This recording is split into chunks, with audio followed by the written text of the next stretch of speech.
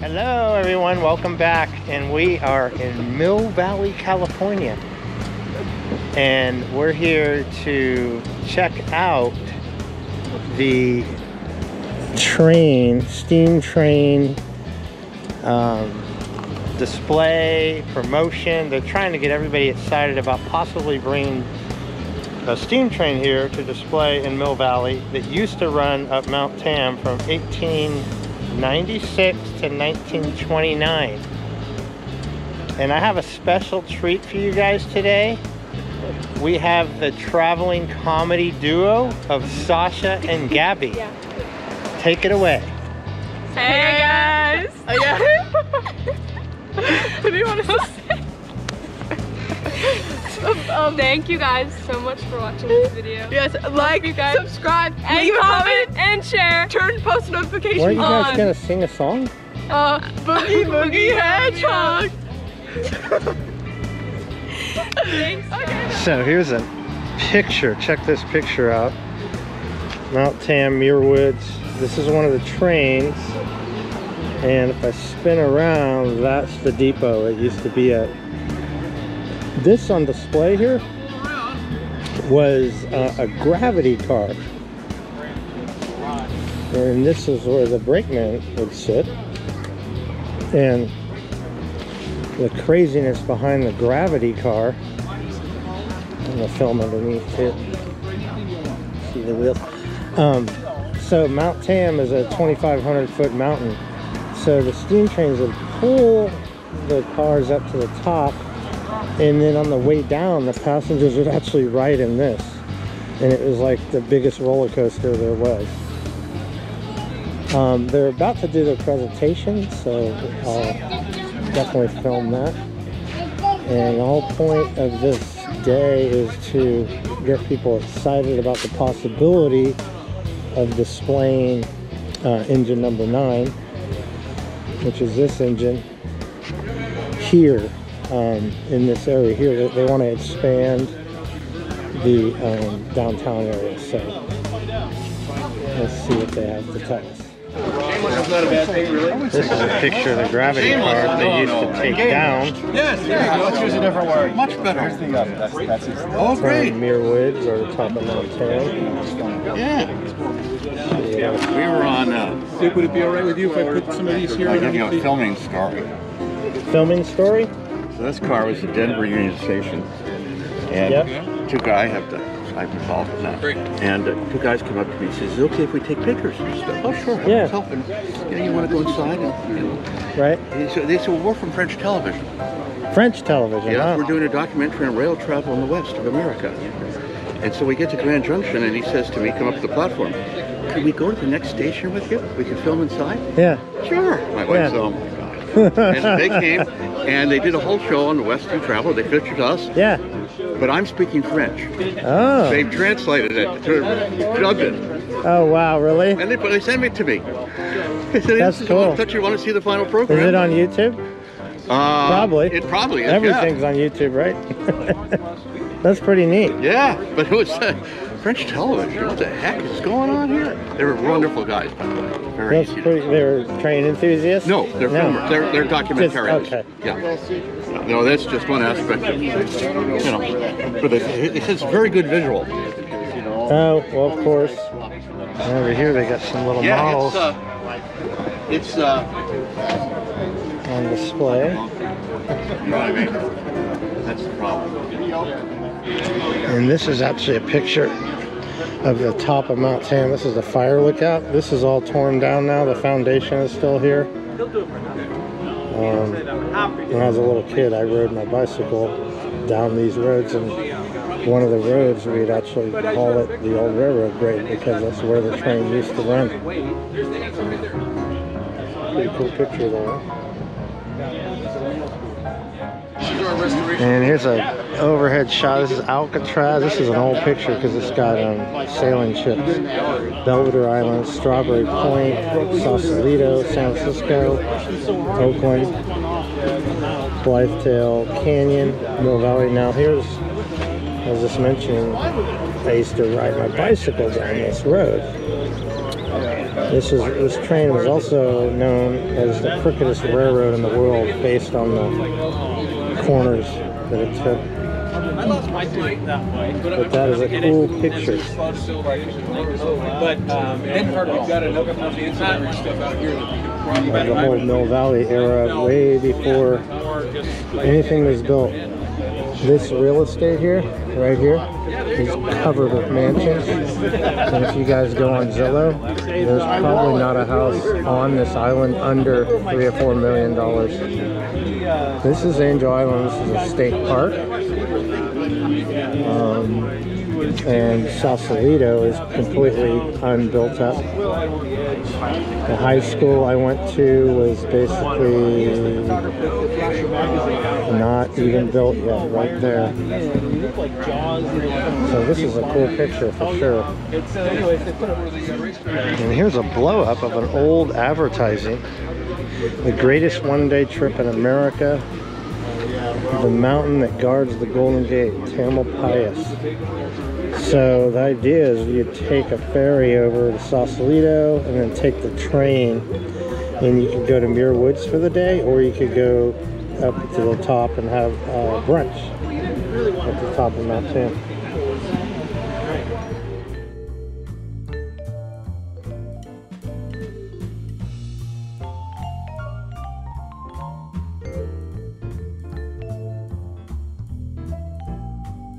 So this is their proposal to remodel the downtown and add the number 9 engine here. So here's the existing area where we are now. Mostly because the tree and here's the idea where they want to put the train. Kids are trampling them over here. So make this natural land, return it to its natural state, and then on the backside, number 9, we want to put a viewing platform. We don't want to make it just a museum. We want people to be able to approach it and just and here they got a nice poster of the Friends of number9.org. And if you go on that, you can see the restoration in progress of the engine number 9. Some other pictures here. It looks like these are taken from the top. These guys are doing what I used to do, ride their bicycle down. Here's an overhead shot from the top of Mount Tam. And the guy running the train. And the scenic railroad. And we're good.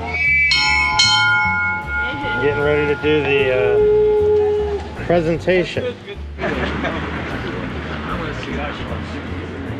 Probably everybody here knows that the plaza we're standing on used to be a rail yard. And this was nothing but train tracks and platforms for trains that came in from Sausalito, and a train that went from here to the top of the mountain. Now, before then, before the town was built, before the 1890s and before logging, this whole downtown area was a natural place for a redwood forest. There were lots and lots of redwood trees. It was fertile ground with a lot of silt at the mouths of the 2 canyons, Cascade and Blythedale Canyon, and 2 creeks that came together right here. That's why there's a big flat spot where downtown could be built. In fact, Old Mill Creek used to pop out right at the Wells Fargo Bank and meander down this way and down Miller Avenue. Corte Madera Creek used to pop out right where these cars are parked. That was Corte Madera Creek. It used to meander down here and meet Old Mill Creek right at the end of downtown near Boat Cleaners. That got pushed aside when the town was developed, and you can find where the creeks are now. It's not their natural place. This is why there's a flat spot here where it made sense to bring the railroad and build a town. The railroads were removed long ago, 1930s and 40s mostly. And look behind me what's here now. Look at this asphalt. Mill Valley is a beautiful town, but this asphalt is not so beautiful. In fact, there's about 6 lanes of asphalt here for 2 lanes of traffic, and it's never really been planned. So part of what we are proposing today is to push back on the asphalt a little bit and make something beautiful. What we're proposing to do, and probably a lot of you have probably heard about our proposal. The proposal is to expand the plaza just out to this island of redwood trees, make the plaza a little bit bigger. That expansion does several good things. It makes more public space. This plaza has been more popular than ever during the pandemic, and it's a natural gathering place, and we've all learned how important it is to be able to socialize when we can't during the pandemic. So making more public space is a good thing. It will also result in better pedestrian safety. There have been a few people who've been hit on this crosswalk by cars making this turn when drivers don't look up. They'll have a little more room as drivers to pay attention when they come over here and make that turn. So it'll be safer, more public space, and it's also a great place to build a little prominent spot for Mill Valley's history. Mill Valley has a wonderful history tying railroads and logging and actually environmental awareness all intertwined over the last 150 years. And we think we can tell that story by putting engine number 9 right here. Engine number 9 is the last remaining piece of the mountain railway. It used to start right here from the depot, go through the canyon and up to the top of Mount Tam. There's really nothing big left of that railway, pardon me, except for this old engine. This is a photo of engine number 9 from 1923 here on the plaza. It lived here long before any of us did. And through a series of fortunate events, it's still alive, and we bought it about 4 years ago and we're restoring it. We want to gift it to the town and make this display here. And that'll be a way to tell the whole story, not just the number 9 story, but the whole story of this local history, which is quite a beautiful thing.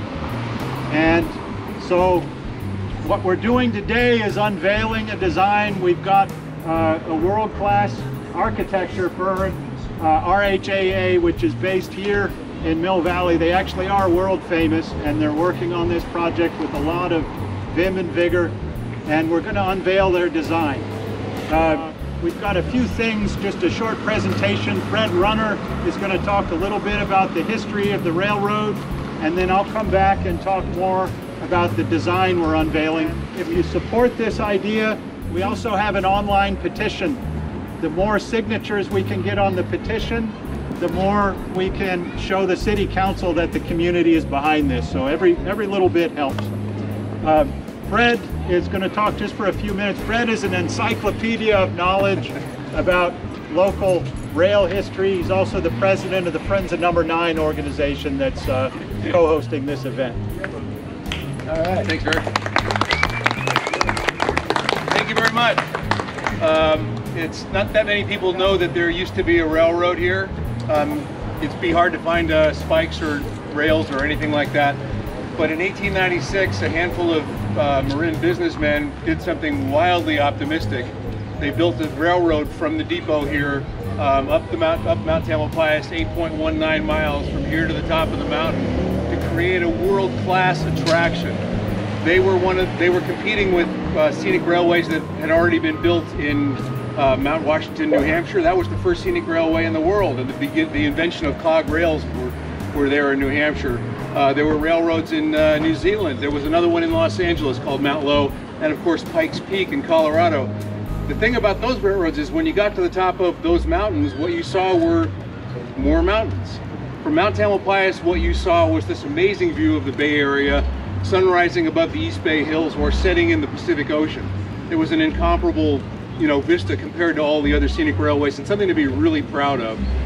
The engineering was a remarkable thing too.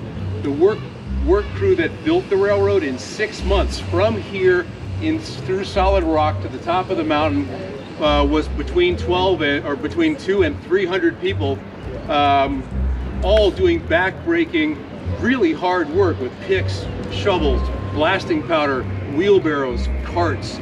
It's the same stuff that they used for the Transcontinental Railroad, the exact same kind of construction happening on Mount Tamalpais. If you've ever walked on the railroad grade, if you've ever hiked there or ridden a bike or whatever, you'll know that it's an even grade going from here all the way to the top of the mountain. Compare that to Panoramic Highway that was built 33 years later, and that undulates all over the place. It's very uneven. Mount Tamalpais was a remarkable engineering achievement on a world-class level. And of course, the railroad did great things to bring people here from all over the planet, from Europe, from New Zealand. They came and rode the mountain railroad. The short list of celebrities that we know of, the first celebrity that we know was Susan B. Anthony, who came to campaign for women to get the right to vote. The railroad wasn't even a month old when she came. Jack London, the famous author, came and rode in 1900. John Muir came and rode the railroad several times, and at least once in a gravity cart, just like you folks, going into Muir Woods. And then Sir Arthur Conan Doyle, the man smart enough to invent Sherlock Holmes, rode the railroad on Memorial Day weekend, 1923, and later wrote a short memoir and said, in all our wanderings, we've never had a more glorious experience than this one day on Mount Tamalpais. He and his family rode to the tavern at the top, saw the view from there, took a gravity car, number 22 in fact, down into Muir Woods, walked around down there, and then in his memoir he said the railroad was the most excellent and reverent steward of its lands. One is not allowed to pick so much as a flower in the redwood grove, meaning Muir Woods, and that they had tenderly guarded it from all vulgarity, because the railroad was really about selling wilderness, showing wilderness preservation and why wilderness had virtue. If you'd come from San Francisco, comparatively, it was absolutely putrid compared to what we know today, although maybe not so different. And they were showing you that they made Muir Woods and the top of the mountain accessible in a way that it had never been accessible. To go into the solitude of Muir Woods and enjoy the silence there and have a chance to think without noise or bad smells was a really wonderful tonic. And so the railroad also, along with that, one of the owners, one of the businessmen that helped make the railroad happen was William Kent, who became a congressman, William Kent. In 1915, when the World's Fair was happening in San Francisco in the Marina District, Kent, who was a congressman at that point, brought congressional delegations that had come to San Francisco across the bay, put them on the train here in Mill Valley, right here at the depot. They went up to the top of the mountain, saw the sights up there, and then rode gravity cars down into Muir Woods, where he hosted a big barbecue and talked about how he was trying to turn all of that into a state parkland at a time when state parks was like, we're not interested. If you want to log something out, that's great. If you want to build a dam, that's great. But save trees for what? So he brought the congressional delegations over here to show them that this could be an easy access. This is a model for an easy access to the wilderness. And then the next year in 1916, he is an essential co-author of the thing called the Organic Act that creates the National Park Service. And this railroad and this town is part of selling that idea. That's a big deal. It's something to be really proud of. Number 9 is the only piece of that that's left. So that's why we're here today, is to tell you about why this has value. Thanks very much for listening. The more I learn from Fred about the history, it's just fascinating to me to think Muir Woods might not exist today if this railroad weren't built to bring people there. In an era, imagine in the 1890s, nature was considered mostly a threat and something to be conquered. It was dangerous. This shift in mindset to appreciate nature. At the time that Muir Woods, still around 1900, it still existed when there was no other old growth forest on earth near a big city. That's what the founders of the railroad and people like William Kent realized. It was the last remaining example of old growth forest. So this interplay of railroad and nature, it really was a turning point. It is still part of our local culture that we respect the environment and we want to sort of export that idea to the rest of the world. So what we're doing, I'm going to talk about the design for this expanded plaza and the number 9 display. It's partly based on this interplay of nature and machine. So when we're done, a couple of things. When we're finished with the presentation, take a look up here. These trees are not very healthy, especially the ones that are right near the asphalt.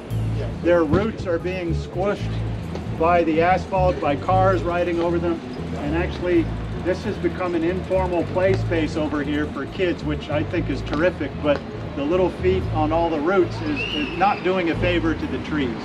That's part of our thinking in this design. So the plaza would be expanded out to this island of trees, kind of an arc around those trees. This side of the plaza would be bricked in like the rest of the plaza, but this side over here we would strip away the asphalt and return it to its natural state, which will do a good thing for the trees. It will kind of visually link these two islands of trees and make an example of a redwood forest, which is really deeply part of local culture. So expand the plaza, brick here, natural turf here, something like mulch to do a favor for the trees and bring this back to its natural state. Engine number 9 would go right here. In fact, we put an outline in chalk on the asphalt. You can take a look later. That's the actual dimensions, about 30 feet long, 9 feet wide. You can come take a look. And the other thing we want to do by displaying number 9, we don't want it to be a museum piece. We want people to be able to approach it. We want little kids to fall in love with it so that they will think of their childhood tied to number 9. Someday they'll grow up and take care of it. That's the way to preserve something. We need people to love what we've got. So to allow people to approach the engine but keep it safe, we want to build a platform to allow kids to view into the cab of the engine. The cab is kind of the sexiest part of the engine. It's where the levers and dials are, and lots of little kids have said, wow, I'd love to be in that and imagine driving it. The cab is about 4 feet off the ground, the entrance to it, so we need to build a platform about this high for kids to be able to look in. Most wheelchair ramps are hideous. They are afterthoughts. They're done in the cheapest way possible just to meet the letter of the law. We want to do something different. When the mountain railway ran, it was called the crookedest railroad in the world. And we would like to build a wheelchair ramp that harkens back to that history. We want to build the crookedest wheelchair ramp in the world. And it will serve several purposes. It won't just be a ramp to get people to the platform. It will meander through this redwood grove where kids are now trampling the roots. I love it that they're playing in there. We want to encourage that. But just like at Muir Woods, we want to lift their feet off the roots, and that's what this ramp would do. So you can take a look at the plan view of what this would look like. Crookedest wooden railroad ramp. We would make it look like a railroad trestle by using dark redwood.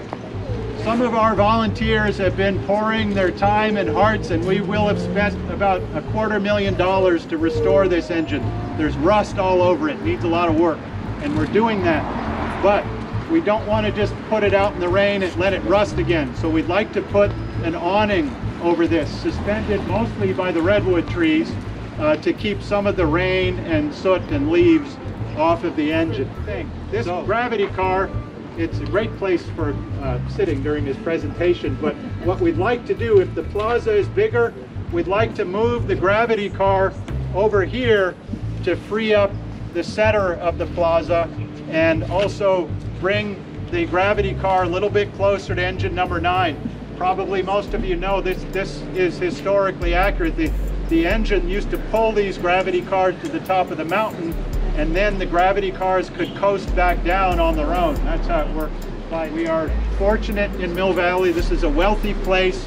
There are a lot of very civic-minded people who've donated to projects in the past, and we will be a ball, squirrel.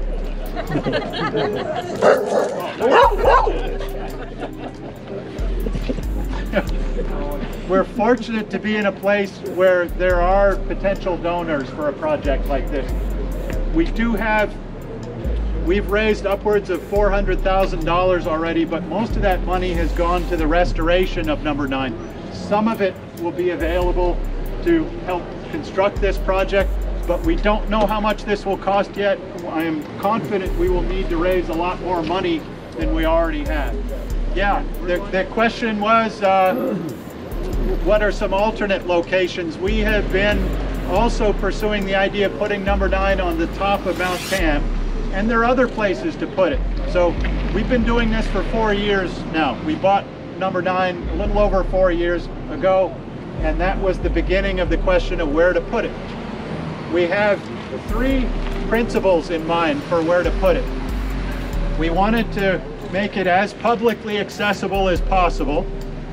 We wanted to protect it and protect people around it from getting hurt and getting damaged.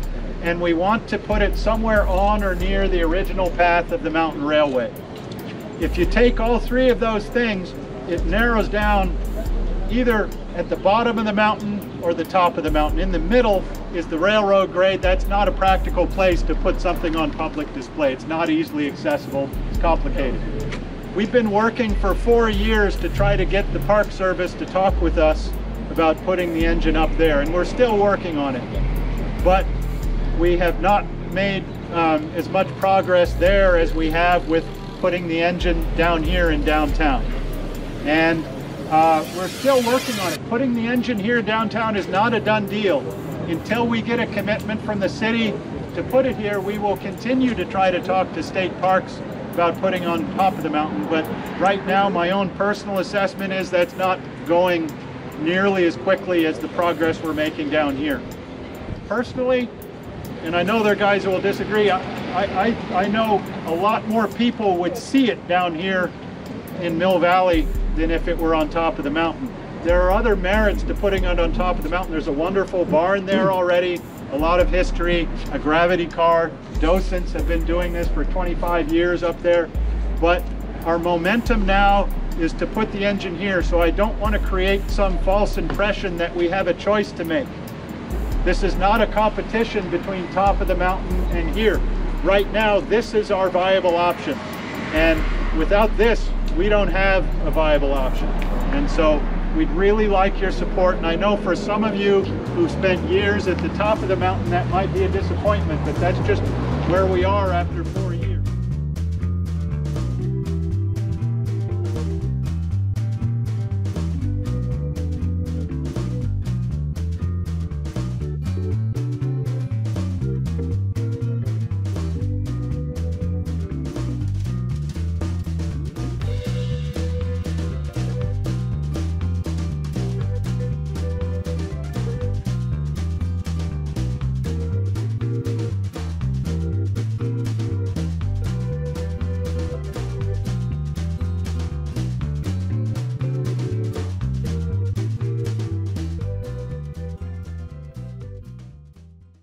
Well, that was quite an interesting presentation. I personally think it'd be a great idea to show a little more history of the town of Mill Valley, show the fact that there used to be a railroad that went up the top right through here. It gives the town of Mill Valley a little more character, and for everybody to know the deep history. So thanks for coming along in my Mill Valley train video in the town that I grew up in. And I'll see you on my next journey. All right. Okay. Thank you guys so much for watching. Make sure to like, comment, subscribe, turn post notifications on. And of course, boogie boogie. And how do you feel about a train being on display here? I agree. And I love it. I love the idea, and I think they should So Gabby, what do you call it? A choo-choo? the choo-choo train. Yeah. Really excited to go look at this amazing train. I think get enough funding. Hopefully. Yeah. So good luck to the trains. I don't know if you've seen. Okay. You've probably seen. Yeah. Choo-choo.